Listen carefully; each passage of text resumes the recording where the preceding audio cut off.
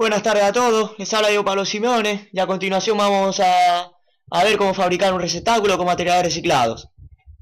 En primer lugar, en cuanto a materiales y herramientas necesarios para realizar el receptáculo, tendríamos dos botellas de detergente, unas tijeras, una cinta aislante, papel de periódico y finalmente papel de albal. Una vez contamos con todo este material, cogemos la primera botella de detergente, cogemos un rotulador de color negro y empezamos a marcar con una línea discontinua en forma de diagonal todo el recorrido que haremos para cortar la botella. Una vez tenemos esta línea discontinua marcada, con la ayuda de unas tijeras o de un cútex, seguimos este recorrido hasta llegar a separar las dos partes de esta botella. No obstante, en el caso de los niños sería más apropiado trabajar con tijeras por motivo de seguridad, así que optamos mejor por utilizar tijeras en lugar de cútex. Una vez terminado el proceso de la primera botella, hacemos el mismo proceso en la segunda botella, también con tijeras y no con cútex.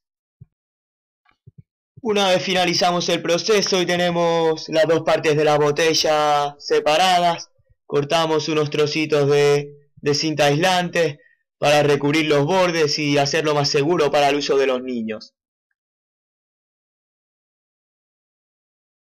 Una vez tenemos recubiertos los bordes de la botella, con la ayuda del papel de periódico empezaremos a crear una pelota que posteriormente recubriremos con papel de albal para que sea más vistoso y más llamativo para los niños.